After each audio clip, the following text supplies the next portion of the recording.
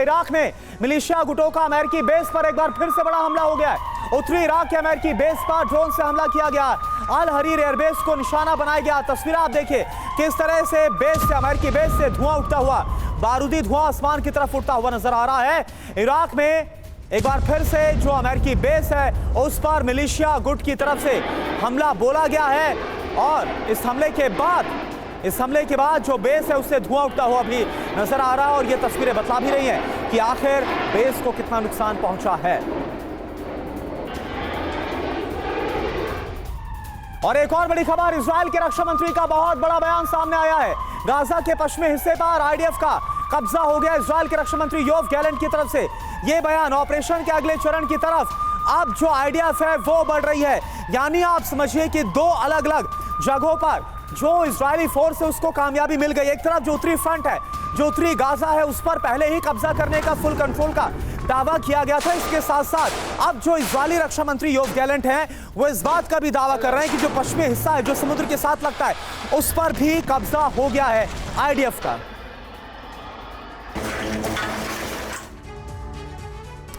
तो उत्तरी गाजा के बाद दक्षिण में जंग का दूसरा चरण। जी हां, यह खबर आ रही है। इजरायली सेना की चेतावनी क्या है? दक्षिणी गाजा को खाली करो, दक्षिणी गाजा के 4 शहर छोड़ दो, यह साफ तौर पर कह दिया गया है। अपनी सुरक्षा के लिए घर से निकलो। कौन से शहर छोड़ने का अल्टीमेटम दिया गया है? बानी शुहैला, ये वो शहर है, वो नाम है जो आपको टीवी स्क्रीन पर नजर आ रहे हैं। खुजत, अब्बासन और करारा, इन शहरों को तुरंत ही छोड़ने का आदेश दिया गया है। शहरों में अभी कितने लोग हैं? करीब 1 लाख की संख्या में यहां पर लोग मौजूद हैं। खतरा क्या है इस वार्निंग के बाद? सुरक्षित जगहों पर भी फैलेगी जंग। पहले उत्तर से दक्षिण जाने के लिए कहा गया था, लाखों की संख्या में लोग वहां से पलायन करके पहुंचे दक्षिण, लेकिन अब यहां पर ही बमबारी होगी। यूएन गाजा की 2/3 आबादी बेघर होने का खतरा और पहले ही बता चुका है और उत्तर से बेघर लोगों ने दक्षिण में पनाह ले रखी। यूएन की तरफ से यह जानकारी पहले ही दी गई। अचल मल्होत्रा सर, अब तो सवाल ये उठता है कि पहले लोगों ने इससे पलायन किया उत्तर से दक्षिण की तरफ ताकि अपनी जान बचाई जा सके। मासूमों को लेकर लोग भागे, किसी भी तरह से पैदल निकलकर भागे दक्षिण की तरफ, लेकिन अब तो दक्षिण भी खाली करने के लिए कहा जा रहा है। ये कितना व्यवहारिक आपको नजर आ रहा है और लोग कब कहां जाएंगे? उनके सामने ये बड़ा सवाल है।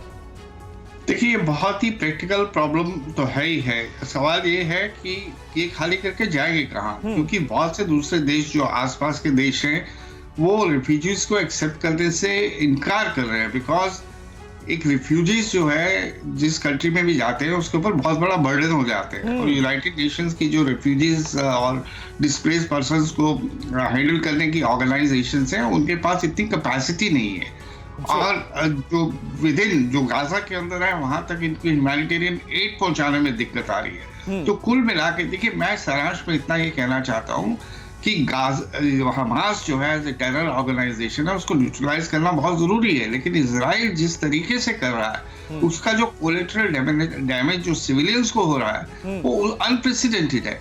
और वो हमास को न्यूट्रलाइज करने के लिए अगर इजराइल गाजा पट्टी को भी ऑक्युपाई करने के फिराक में है तो फिर पैलेस्टीनियंस कहाँ जाएंगे?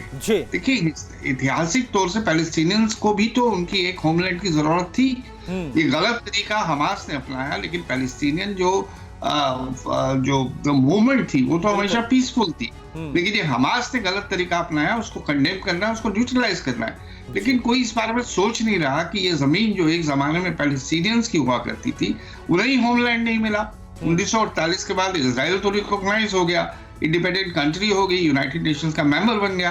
पैलेस्टाइन को अभी तक जो है सिर्फ एक ऑब्जर्वर स्टेटस दे रखा है यूएन में, कोई उसकी सुनने वाला नहीं है। तो ये बहुत सारे मुद्दे हैं। हमास को न्यूट्रलाइज कीजिए, लेकिन उसको न्यूट्रलाइज करते वक्त आप इन सब चीजों को बिल्कुल। और अच्छा सर, खतरा तो अब ये बना हुआ है लगातार, जो कहा भी जा रहा है कि जब यहां पर अगर कोलेटरल डैमेज होगा यानी आम लोगों की जान जाएगी तो वो कहीं ज्यादा होगी, जो कुछ हमने उत्तर में देखा मंजर।